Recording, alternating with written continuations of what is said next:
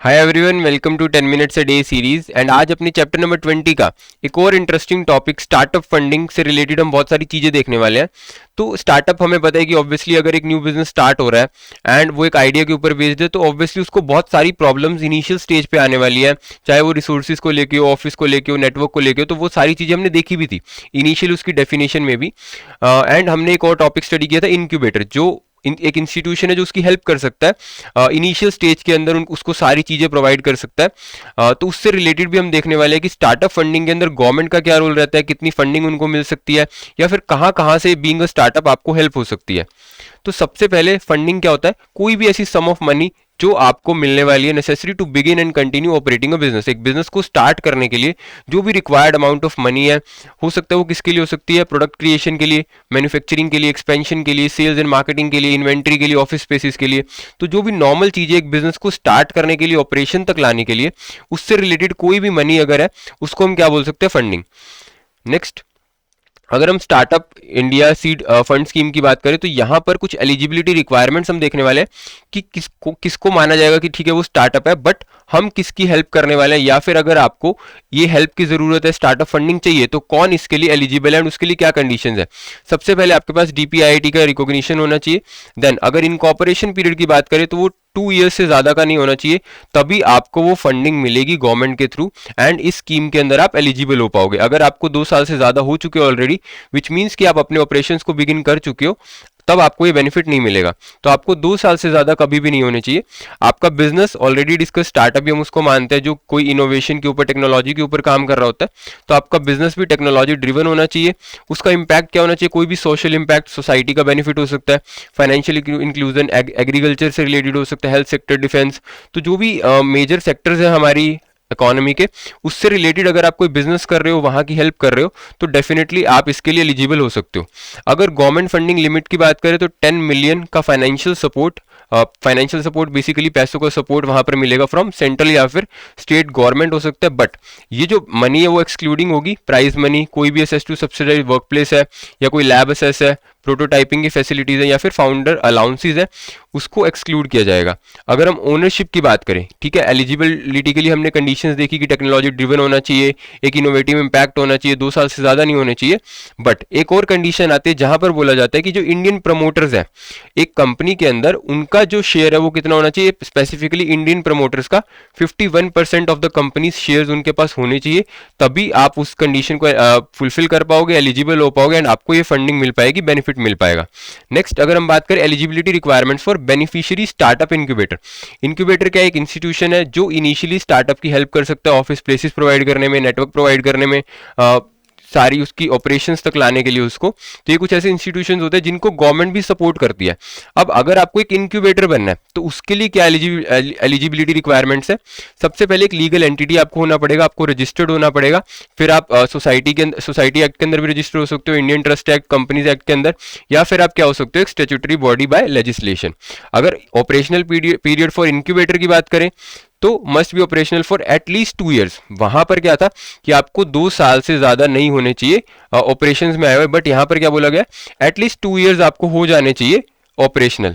ये इंक्यूबेटर की बात हो रही है। स्पेस रिक्वायरमेंट इनके पास कितना होना चाहिए? एटलीस्ट 25 पीपल, ज्यादा जरूर हो सकता है बट एटलीस्ट 25 जरूर होने चाहिए, तभी इनको इंक्यूबेटर माना जाएगा एंड इनको एलिजिबल माना जाएगा फॉर बेनिफिशियरी। जो स्टार्टअप की स्कीम है उसके अंदर ये आ सकती है। एक्टिव स्टार्टअप की बात करें तो इनके पास एटलीस्ट 5 स्टार्टअप्स की हेल्प कर रही होनी चाहिए जो पार्टिसिपेट कर रहे हैं इनके साथ इंक्यूबेशन में। नेक्स्ट, इनकी लीडरशिप की बात करें तो इनके पास एक फुल टाइम सीईओ होना चाहिए with experience in business development, supported by a capable mentoring team भी इनके पास होनी चाहिए, ताकि ये स्टार्टअप की हेल्प कर पाए, उनको गाइड कर पाए, उनको सारी सर्विसेज प्रोवाइड कर सके। No third party seed funding, cannot use private third party funds to distribute seed money.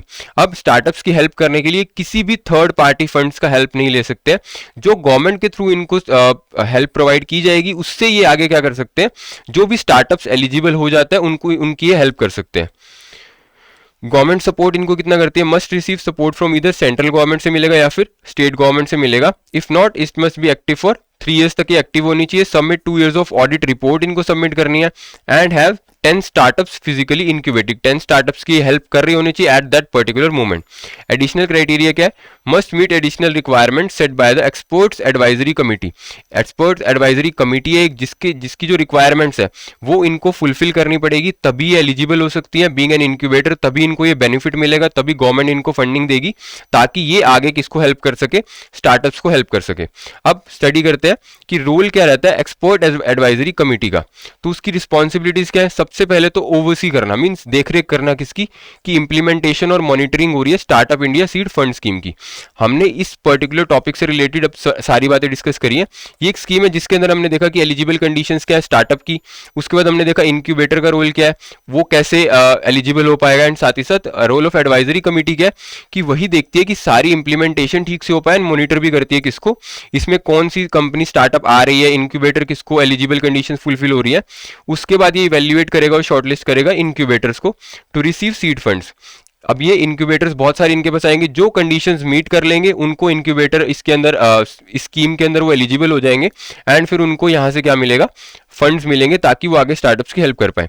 साथ ही साथ ये मॉनिटर करते हैं utilization of funds and progress of the scheme. अब ऐसा नहीं है कि एक बार इन्होंने फंड्स दे दिया, इनका काम है उस फंड्स को आगे मॉनिटर भी करना कि वो यूटिलाइज सही से हो रहा है, सही स्टार्टअप्स को जा रहा है, एलिजिबल स्टार्टअप्स को ही वो फंड जा रहा है। Take necessary actions to ensure the effective use of fund, कि जो फंड्स है वो अच्छे से यूज हो, जो स्कीम के ऑब्जेक्टिव्स बनाए गए हैं कि जिन स्टार्टअप्स की हेल्प होनी चाहिए, कहाँ पर वो पैसा लगना चाहिए, वो वैसे ही लग रहा है, तो उससे रिलेटेड भी ये नेसेसरी एक्शंस लेते हैं।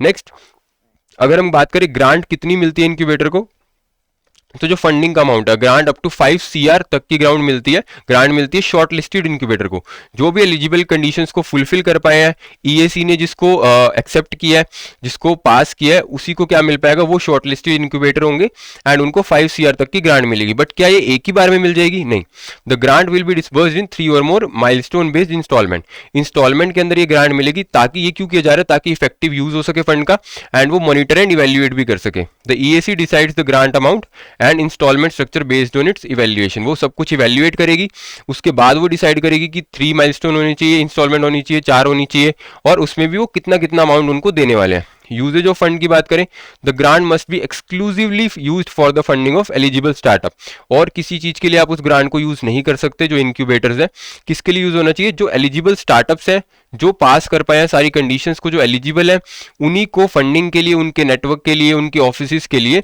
उस चीज के अंदर उनको फंडिंग प्रोवाइड की जानी चाहिए। Incubators are prohibited from using the funds for facility constructions और unrelated administrative expenses। अपने खुद के expenses के लिए, constructions के लिए वो उन चीज को नहीं यूज कर सकते, ये जेन्युइन बात है। एंड किसके लिए हमें यूज करना है, एलिजिबल स्टार्टअप्स के लिए। तो आई होप कि सिंपल टॉपिक था, जस्ट हमें एक स्टोरी की तरह इसको समझना है सारी चीजें, कि एक startup India seed fund scheme है जहां पर हमें एलिजिबल कंडीशंस देखनी है स्टार्टअप की, इनक्यूबेटर की जो उनकी हेल्प करने वाला है, एंड एक एक्सपर्ट एडवाइजरी कमिटी है जो इन सारी चीजों को रेगुलेट करने वाली है, ओवरसी करने वाली है, मॉनिटर एंड इवैल्यूएट करने वाली है, कितनी ग्रांट देनी है, कब देनी है, एंड वो किसके पास जा रही है ग्रांट, उस सारी चीजों को वो ओवरसी करती है। अब इससे related concept check question, what is the minimum sitting capacity requirement for the incubator space. अगर एक इनक्यूबेटर को एलिजिबल बनना है तो उसके लिए मिनिमम सिटिंग कैपेसिटी उसके पास कितनी होनी चाहिए, for 10 people, 15 people, 20 people and 25 people। So you can comment down the answer. I hope कि आपको इसका आंसर आता है। So thank you so much.